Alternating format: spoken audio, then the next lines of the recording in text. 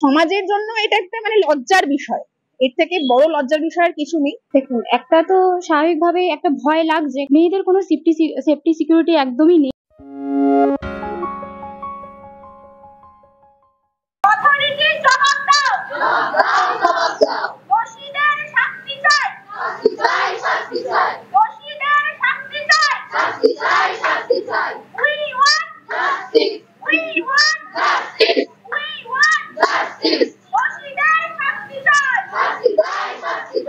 আরজি করের ঘটনাটা এটা সবার চোখ খুলে দিল।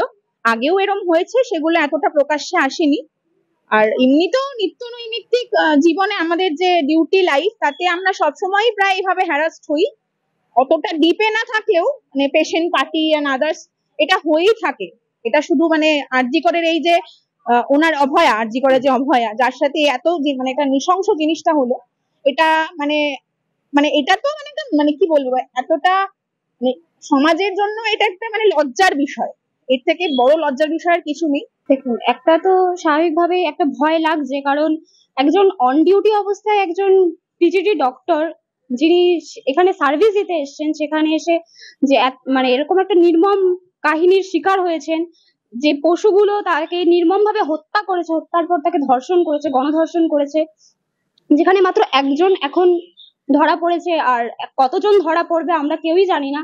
সেখানে বলতে গেলে আমাদের সেফটি নিয়েও তো একটু ভাবতে হচ্ছে। শুধুমাত্র একজন ডক্টর বলে নয়, আমি একজন মেয়ে হিসেবে বলতে পারি যে আমাদের সেফটি এখনো পর্যন্ত না আগে ছিল, না এখন আছে, না ইন ফিউচারে থাকবে। এখন আমরা দেখতেই পাচ্ছি, আমরা যা সমস্ত খবর বা সংবাদপত্রে যা কিছু দেখছি, যে মেয়েদের কোনো সেফটি সিকিউরিটি একদমই নেই। তো আমরা সেক্ষেত্রে আমরাও স্টুডেন্ট, আমরাও সবকিছু লক্ষ্য করছি যে পরবর্তীকালে আমরা যদি আমাদের মতো করে আমরা পাশে থাকার চেষ্টা করছি। আমাদের এমআর বাঙ্গুরের তরফ থেকে যে প্রতিবাদ গড়ে তোলা হচ্ছে, আস্তে আস্তে করে সবাই যেখানে যোগদান করছে, আমরাও যোগদান করছি। তো সেফটি আমাদের ক্ষেত্রে একদমই নেই, প্রথম আগেও ছিল না, এখনো নেই।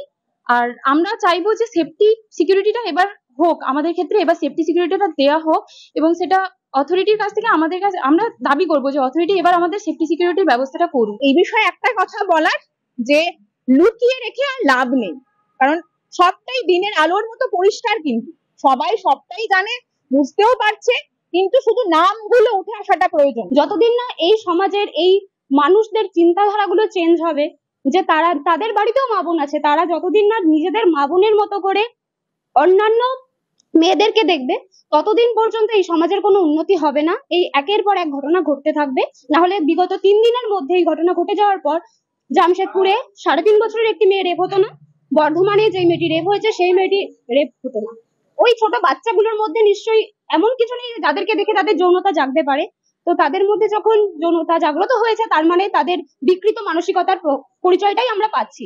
তাদের এই মানসিকতা যতদিন না চেঞ্জ হচ্ছে, ততদিন আমরা মেয়েরা কোনোদিন সেফ হব না। আমাদেরকে যেভাবে পুষ্প বৃষ্টি করা হলো, শাঁখ বাজিয়ে উলুধ্বনি দিয়ে আমাদেরকে এত ইন্সপায়ার করা হলো, আমরা এগুলো কিন্তু চাইনি। আমাদের বক্তব্য হচ্ছে, আমরা যেখানে কাজ করছি সেখানকার সেফটিটা কোথায়।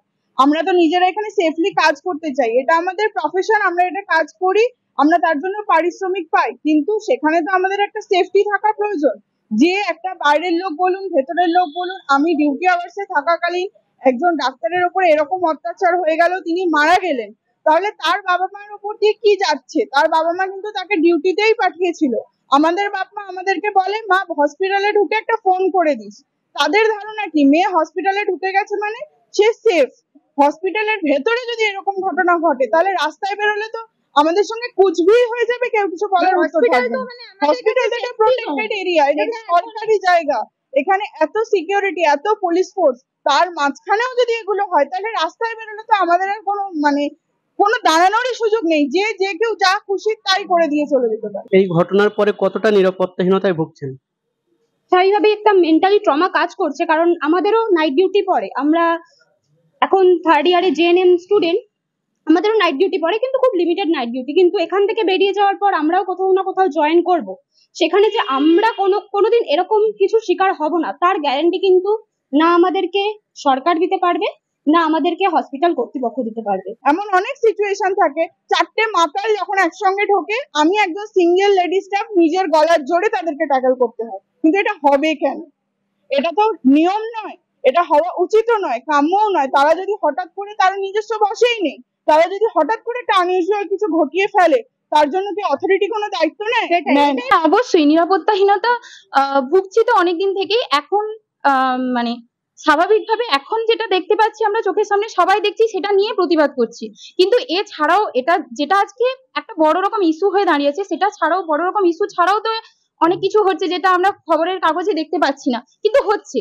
তো সেক্ষেত্রে আমরা অনেকটাই নিরাপত্তাহীন বোধ করছি, অবশ্যই করছি। কারণ আমরাও ভবিষ্যতে ওইরকম মানে আমরাও তো হেলথ পার্সোনাল একটা পরবর্তীকালে হতে যাচ্ছি।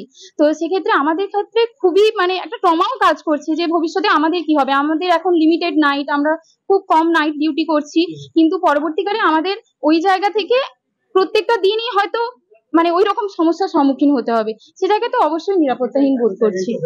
ভীষণভাবে আতঙ্কিত যখন আমরা রাত্রিবেলা এমার্জেন্সি বা ইয়ারওটির মতো জায়গায় ডিউটি করি, প্রচুর পেশেন্ট পার্টি আসে। একটি পেশেন্টের এগেনস্টে 20 জন পেশেন্ট পার্টি আসে যারা রীতিমতো ড্রাঙ্ক থাকে, তাদেরকে আমাদেরকে হ্যান্ডেল করতে হয়।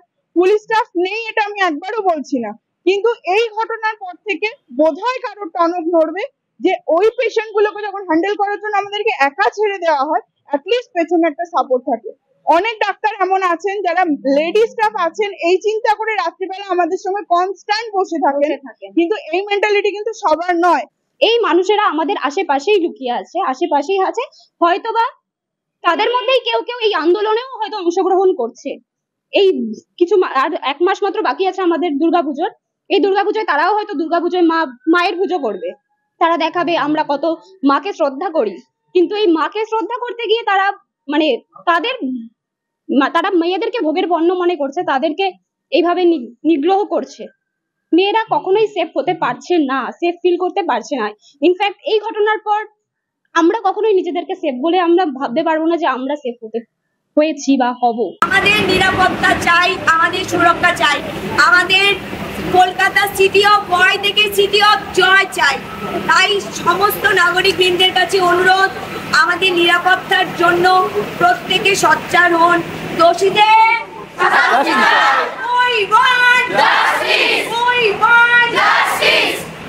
দোষীদের